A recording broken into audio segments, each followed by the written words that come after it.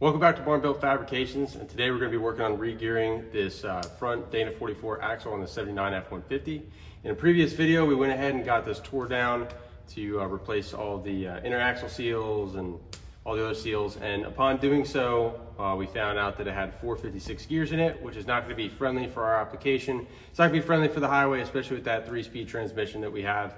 And yeah, it'd be screaming on the highway. So we're going to be changing out the gears from the 456 to a 350. And so we have this thing already stripped down, so we're just going to start with the reassembly and show you how to do that. You can see the riding on the pavement, young kids that growing up in basements. So the first thing that we're going to work on getting set up is our pinion and the preload for it. And I just want to take a minute here to show you guys and give you a visual of what exactly you're going to be doing. There's a ton of videos online that will go into great detail about how to set up your carrier and your ring backlash and all that. However, there's not a whole bunch that show you how to set up the preload for a Dana 44 pinion. And that's because it doesn't have a crush sleeve. Dana 44 relies on spacers, which are these guys right back here, and it uses them to set your preload. Yoshimoshi has a really good video series out showing in pretty good detail how to rebuild and set up a Dana 44. But even in his video, he spoke about setting up these washers, and if you need to change it. In his, he was able to just drop on the ones that he took out, and then it was pretty much good, or he was able to do the rest of the stuff off camera. So I wanted to give you guys, like I said, a pretty quick visual of what is going on. So you have your inner bearing here, which goes inside of the axle on the front, and then on the back side here, where your yoke goes, you have this bearing, and you want to set up the preload on these races, or on these bearings in their races, so that you don't have any bearings spinning or any issues going on whenever it's under load. And so what you're doing is you actually want more spacers if you want to reduce the preload, and you want to take them out if you want to increase the preload, which at first kind of had me confused because I was thinking, I guess along the lines of more so a crush sleeve, that if you got more in there, it's going to be tighter. But in fact, what you're doing here with that is you're not setting your preload, or you're not having your preload based off of this inner bearing here and race. Instead, it's going to be this outer one in its race inside the actual axle itself. So the further this is spaced apart, you're not putting these this outer bearing as deep into the race, so it's not getting as tight. Versus if you were to take some of these washers out, it would allow this bearing here to sit tighter in and tighter up against that inner race inside the axle. So hopefully that's not too confusing, but I just want to take a minute, like I said, to show and explain that. And now let's go ahead and get this bad boy dropped in. All right, so I got the pinion put in and got our bearing set on there as well. You're just using the tension of this bearing to keep it from falling out the front. But just keep in mind that it's gonna want to. So the next thing we wanna do is install our seal here. And what you wanna do is find something that's big enough to go on this outer race to be able to drive that home. I've got this axle socket here. It's not the best, probably because it's got these 4 tabs on there. So I'm just gonna be careful with it, and if I see it start to mess it up at all, back out and grab something else. So I'm gonna go ahead and tap this guy in, and we'll go from there.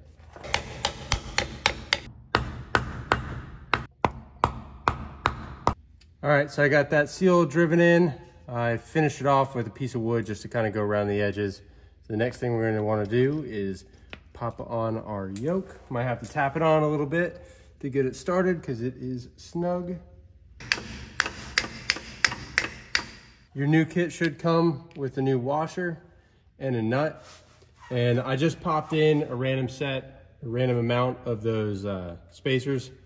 I'm not exactly sure how much we're gonna need, so I'm gonna tighten this down, and then I'll show you how to check your pinion preload, and then we'll adjust it as needed.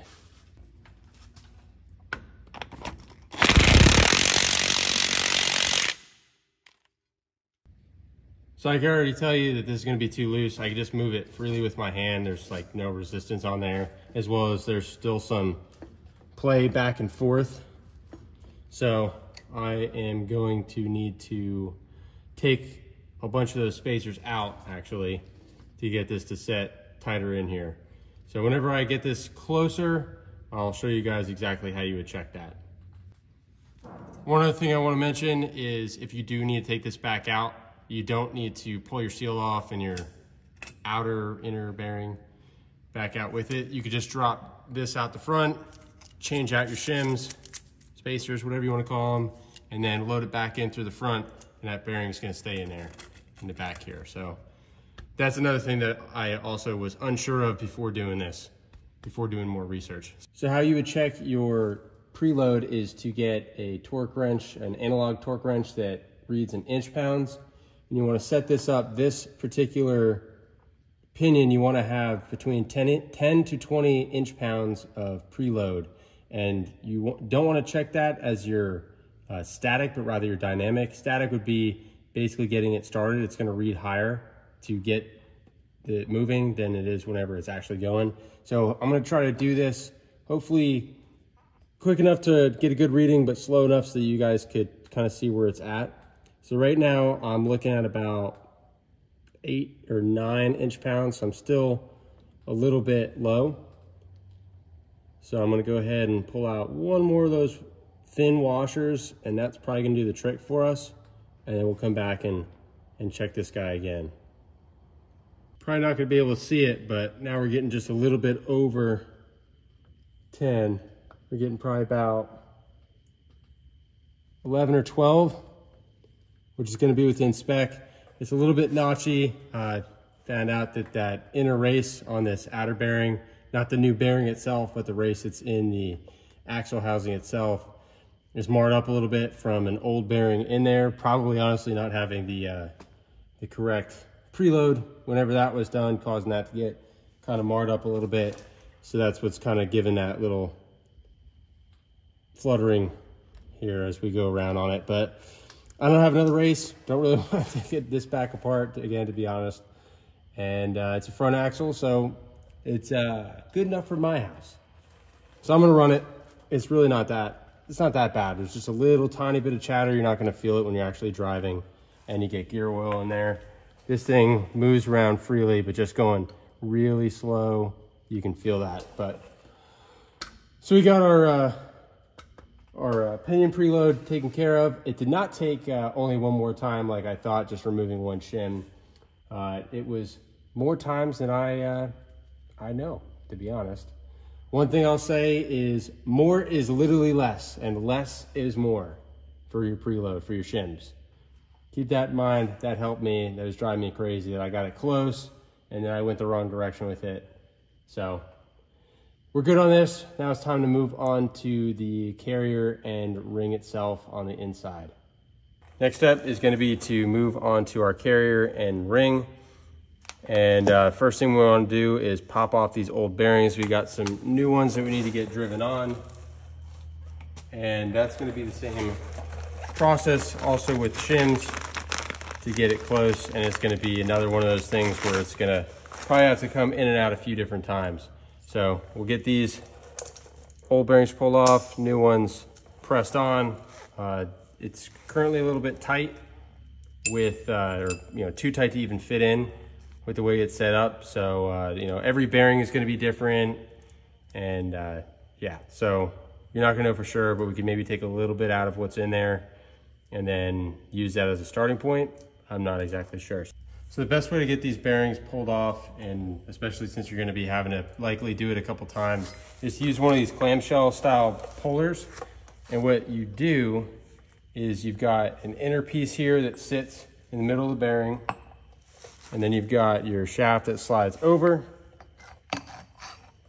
and then you set your first part of the clamshell underneath. Then you have your other part. It has a few different sizes that come with this kit. And then you've got an outer collar that slides over the whole thing. Keep it nice and tight. Tighten down. And then get this bad boy pulled off.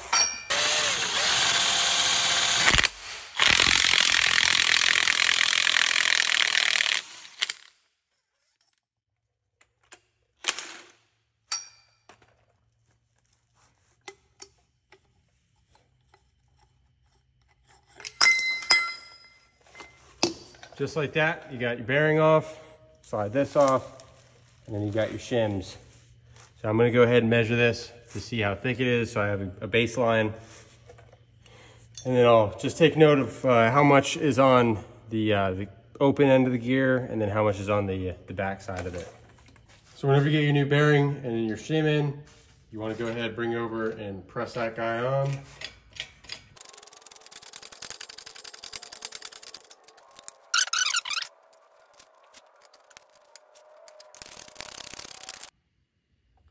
Okay, so I got the gear set inside the case. I will say it went in probably a little bit easier than what it should probably be, meaning you want to have to tap this in lightly, you know, take a piece of wood or something and just tap it in the case. You don't want it to just drop in, which it wasn't that loose, but I went ahead and I set up our dial caliper and the next thing, or dial indicator. And the next thing that we would want to do is check our backlash, which I'm going to try to get you in closer to look at that. So what we're looking for here is between 4 and 9 thousandths. And with the way that it is right now, I'm getting about, what is that? 14, because I'm a little bit below the zero, about 14, 15 thousandths, something like that. So because of that, I need to take some shim out of the right side so we could bring the gears closer. So you have two things that you need to worry about. You need to do your bearing preload for these bearings. If it's too loose, whenever you put a load on the axle, you can risk having this center section want to twist in the case, which is obviously not good. And then the other thing is getting your lash. So how tightly your gears mesh together. So if you want to make them tighter, you want to bring them closer. And if you want to make it looser, you bring them apart. And then for your preload, it's just adding like we did for the pinion, just to get that right tolerance. We don't have the rotational thing to check here. One thing that does make this easier if you have it is a case spreader. It will go in this little dowel hole right here, and you have another one that's hidden by this magnetic base. And it will spread the case, make it a little bit looser for you so you can set it up, and that way you'll try to set it so that it's just snug in the case, about probably how it is now. And then whenever you loosen it, the case will shrink back down and you'll be pretty good. Makes it easier. I don't have one, so I'm just gonna do it the old-fashioned way. So I'm gonna go ahead and pull this out. I'm gonna wanna probably pull a little bit of shim out of this side and then move it plus a little bit more to the left. That way I'm both bringing my lash a little bit tighter, and then I'm also adding a little bit more preload.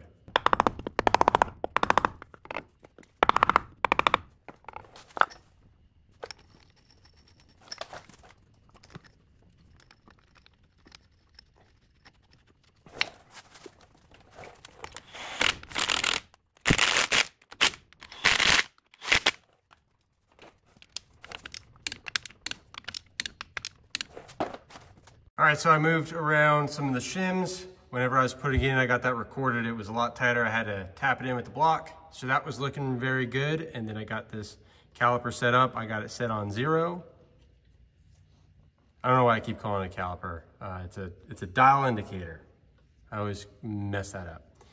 So on our dial indicator, we're now getting about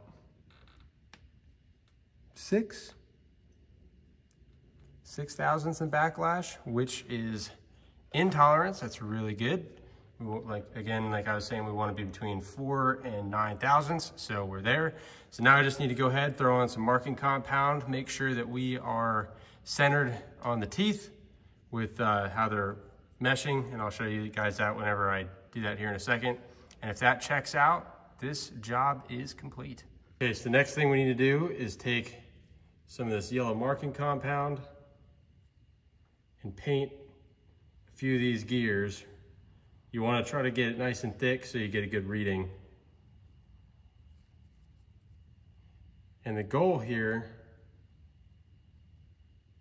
is to rotate this over, and the teeth of the pinion gear will mark on the ring gear and show us where exactly it's landing.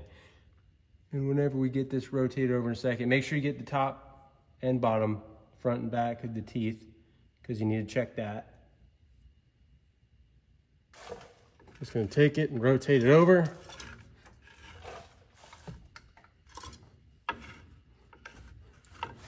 Rotate it front and back. We'll do that a few times.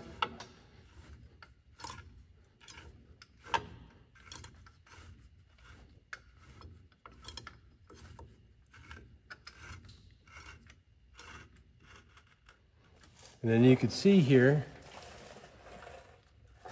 most notably around these teeth, you can see it the best. We're getting the tooth is landing right around in here, which is pretty center, I would say. So I think that we are pretty good. This is just marking for wherever it took the marking compound off and went another rotation. So that's why you get two sides to it.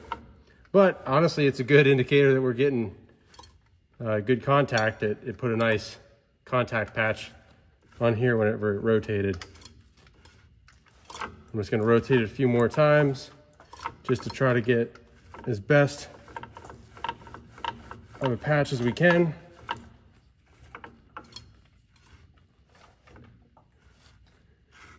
I don't know how it looks from your house, but for my house, it looks pretty good, close enough for government work anyways.